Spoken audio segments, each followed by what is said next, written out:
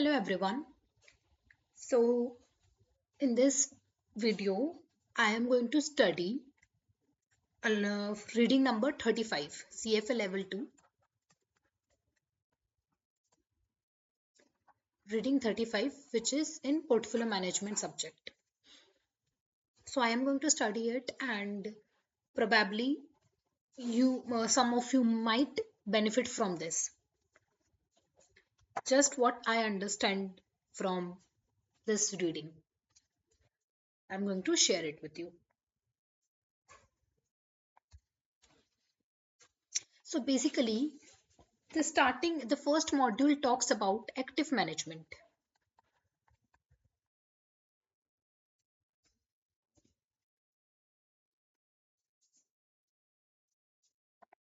Now we know that there is passive management and active management. Active and passive. In terms of portfolios.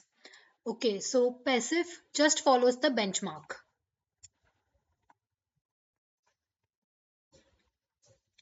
The weights of the securities in a passive fund will be similar to that in a benchmark fund. For example, Nifty 50. This is your benchmark fund. So if you have an index fund which follows exactly this benchmark fund, so that is a passive fund. In active fund,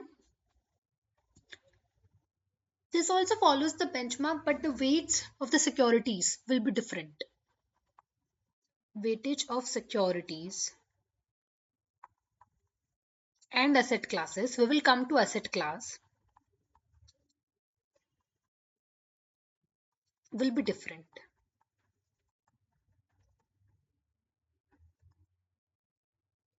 In inactive fund.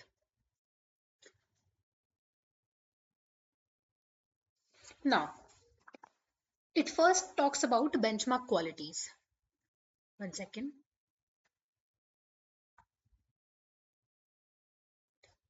Let's talk about benchmark qualities. The benchmark that we choose. How should it be? Which benchmark should we choose for a particular portfolio? So it should be representative of the investment in that portfolio, of the securities, of the sectors that you're investing. For example, if suppose your fund is an auto fund, so the benchmark should also have auto sector securities.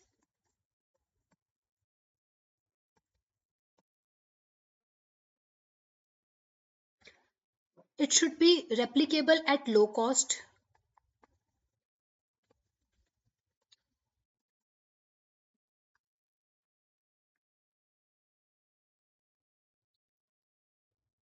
So these are the benchmark qualities.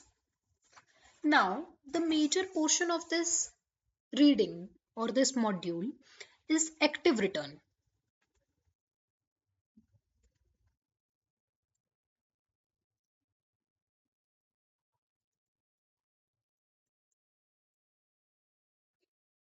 What is active return? Let's discuss this now.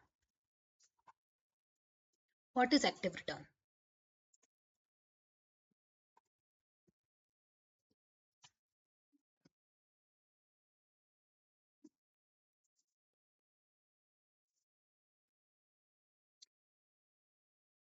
So, active return is the return. It is the value that has been added by actively managing the portfolio. So, it is over and above the benchmark return. Over and above the benchmark return.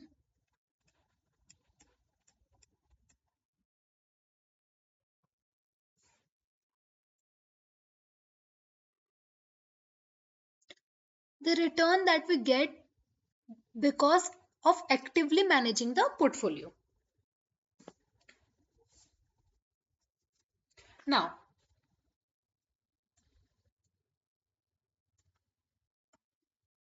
active return can be measured ex ante and ex post. So active return,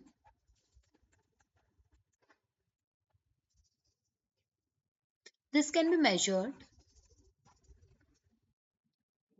ex ante and ex post. So ex ante is expected returns. This is based on the expectations. Ex post is based on the actual return that has been generated.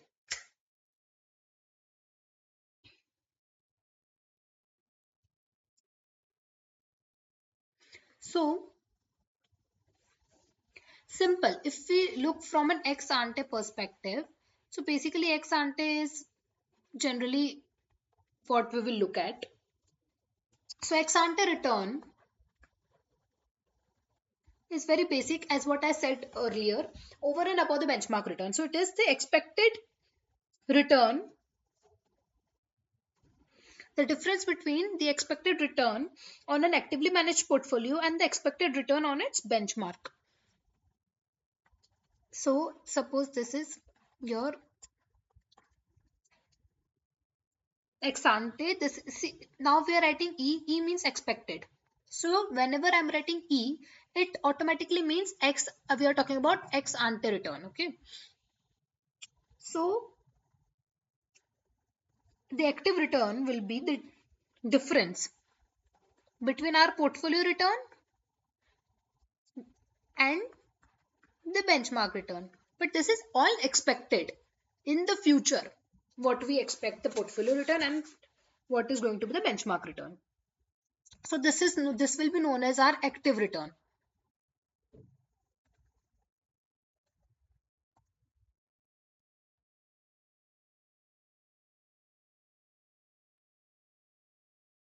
Sorry for the handwriting and the drawings. So this is our active return formula. Very simple. Because we are actively managing the fund, okay? Because we're actively managing the portfolio.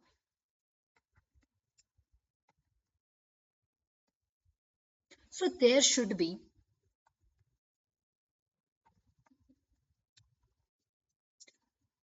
some excess return over the benchmark return.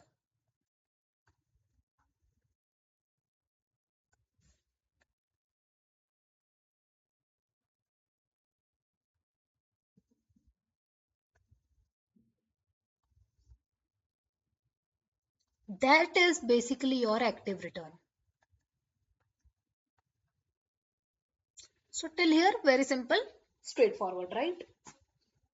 Now, we will just break it further.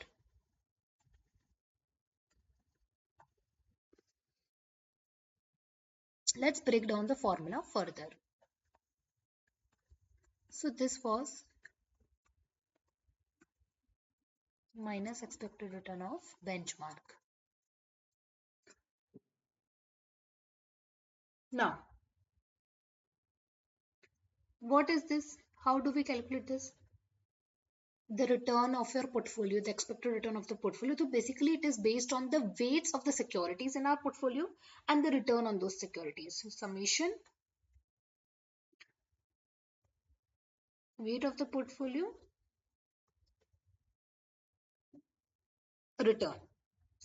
Similarly, this is summation, weight of benchmark, return on that security.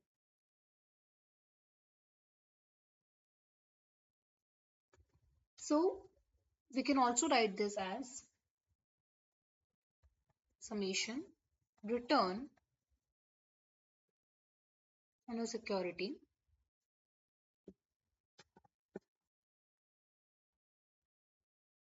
difference between the weight that we have given in our portfolio and the weight that has been given to the security in the benchmark. Okay, now this is called active weight. Just like active return is the excess of return, the difference in the returns between our portfolio and the benchmark, active weight is the difference between the weight given to a security in our portfolio and in the benchmark. So this will be known as active weight. Clear? This is active weight of, let's say, of security I. So like this, all the securities, the return of one security into its active weight plus the return of another second security into its active weight plus return of third security into its active weight. Like this, all the summation that we do, so we'll get the overall active return. This is the summation of all of this. So this is active weight. You can write WA.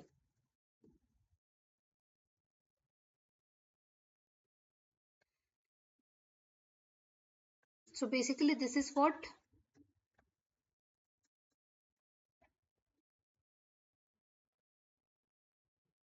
weight of security,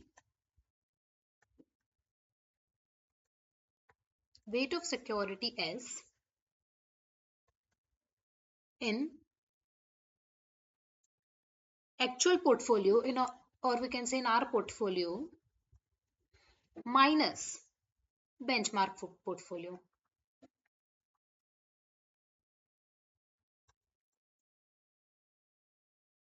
That is your active weight.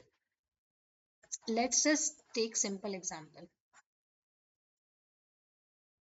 This is security 1, 2, 3. We have given 10% weightage to it. Benchmark has given 9% weightage to it. Second security we have given 20% weightage to. Benchmark has given 25% weightage. Third security we have given 40% weightage.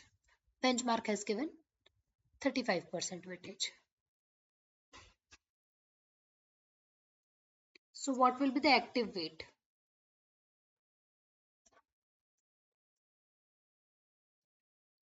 Ten minus 9, 1.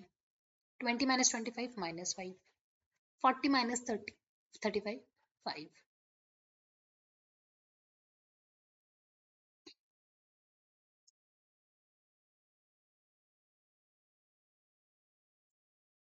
Like this, okay? And so on. So this will be like full 100 and this will be completely 100. Let me just show that also.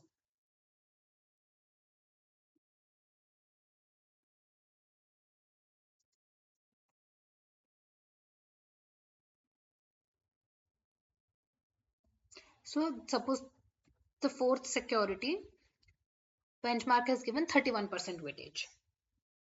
Okay. And we have given 30%. So this will be then minus 1. And this summation will always be 0. Because obviously some securities will be overweighted. Overweighted like this is what? This is overweight.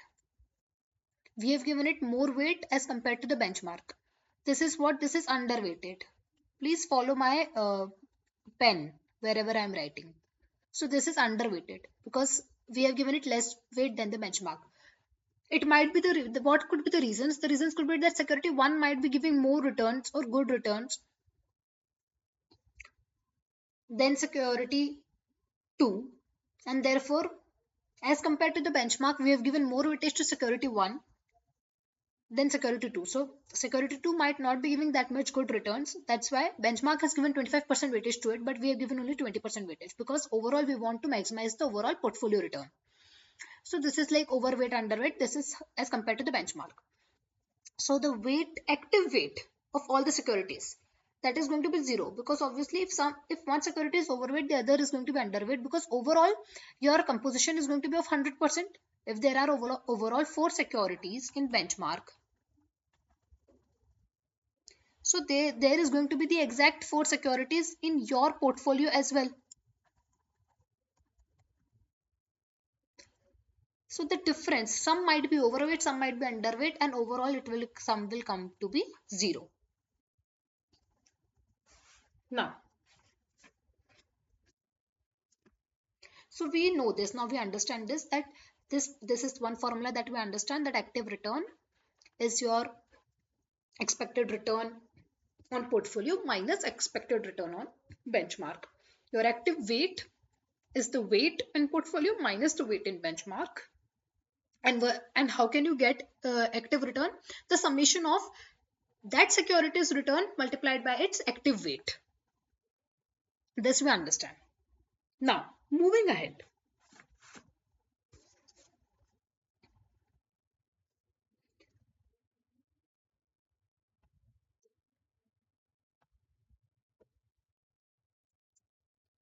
We can now divide total active return. See, we can divide total active return in two parts. That's what has been done.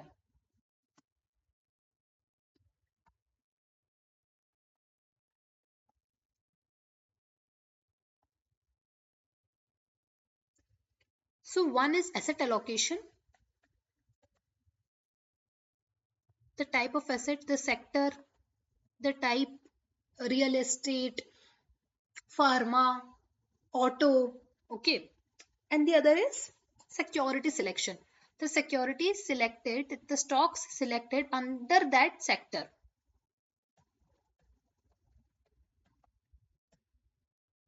Okay, so this two comprises your total active return.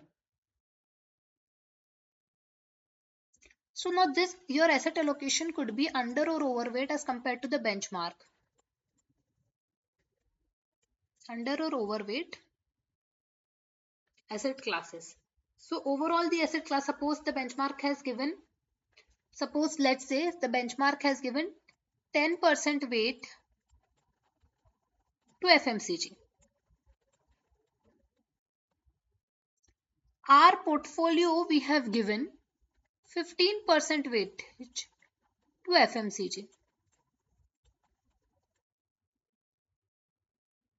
So one difference is this, okay, that will drive your return. Suppose if the economy is not doing good, so FMCG stocks are what?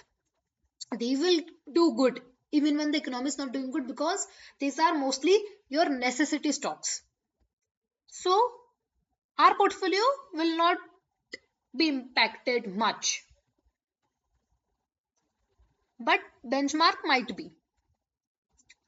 So this is one type of return that we can see, that because we invested more in FMCG. Or for example, if you take energy stocks, so if you have invested major portion of your portfolio in energy stocks, more than what benchmark has invested, then if energy stocks are doing good, if energy industry is doing good, generating higher returns, so overall return of your portfolio will be higher than the benchmark return, because we allocated more portion of our portfolio to energy stocks as compared to what benchmark allocated to its energy stocks. Clear? Now security selection is within this asset classes. Now under FMCG also, if there is HUL, ITC, Britannia, so under Godrej, let's say, so under FMCG also there are different stocks, right? Weightage of these stocks, because our composition is going to be exactly similar to that of benchmark. If benchmark has 4 stocks, we are also going to have those 4 stocks, right? It's just that how much we are allocating to those 4 stocks that creates the whole difference. So this would be,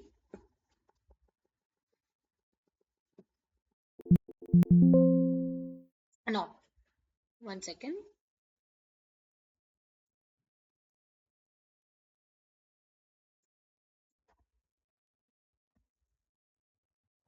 This would be under or over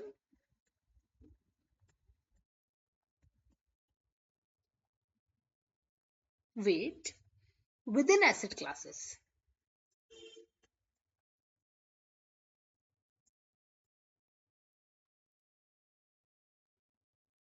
With respect to the benchmark.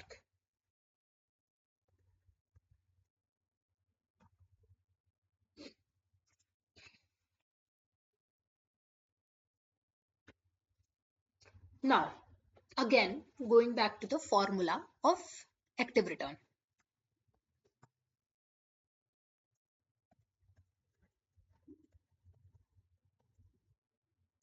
This was our active return formula. By now, we remember this very clearly.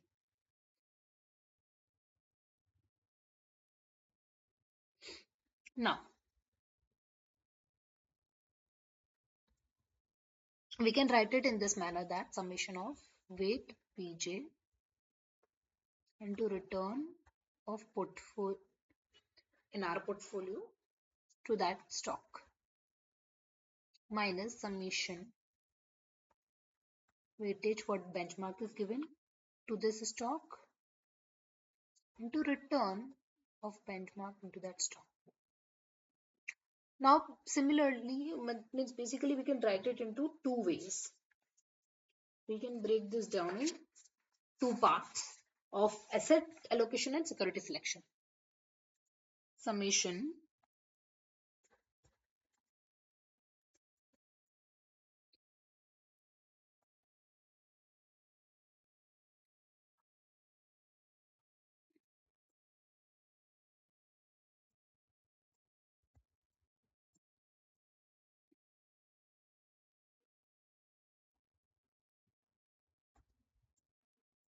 I will explain this.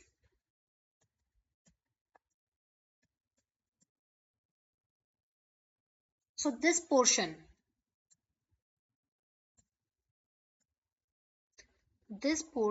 is asset allocation.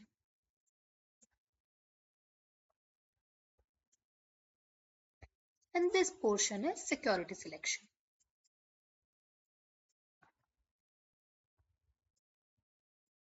It is just for understanding. The questions you can solve with this formula also. But this just helps in understanding. So let's just understand. Here in asset allocation, in this portion, what we are understanding is, what we are assuming is that a particular sector's return on benchmark and our portfolio is same.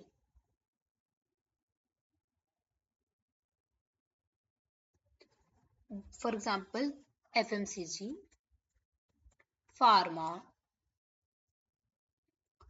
So FMCG return on benchmark and our portfolio is same. This is what we are assuming. Overall FMCG ka return, overall pharma return. For example, if there is 10% return from FMCG sector, 20% return from pharma sector. So this is same for both the benchmark and our portfolio. In our portfolio also we got 10% return from FMCG, 20% return from pharma. So what is the difference here then? The difference is the weightage we have given to FMCG and pharma as compared to the weightage given in benchmark fund to FMCG and pharma.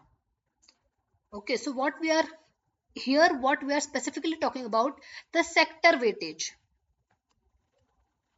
right? So for that we are assuming that the return is same, right? So this is what RBJ we are taking common.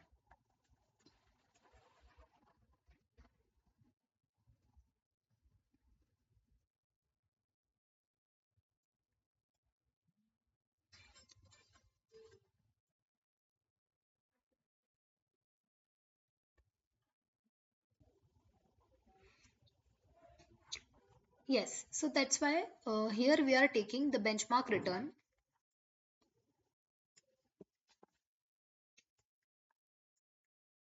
That's why here we are taking the benchmark return and multiplying it by the weightage, active weights of the assets classes. These are what active weights as we just studied, right? So suppose the asset class is J. So return of benchmark on that asset class multiplied by the active weight of that asset class. Plus, so now we have taken care of asset allocation. Asset allocation we have taken care of, right? That sectors, division and all. Now in the second part, we will see that the weightage we took in our portfolio, the difference in that due to the security selection, because of the securities that we selected, the weightage that we have given to the securities. So here we are talking about what weightage that we have given now. benchmark asset allocation we took care of now. Now, actually, what weightage we gave to different securities, we will take those weight and we will multiply by the return. What we are getting minus the return the benchmark is getting. So this is our active return. And basis this, we can solve some of the numericals as well on active return. So this completes module 35.1. Let me know if you liked it. Share it. Subscribe. And let me know if you want me to continue making more such videos where I am learning the concept first and then sharing my knowledge with you, because just like you all, I am also preparing for CFA level 2. Thank you.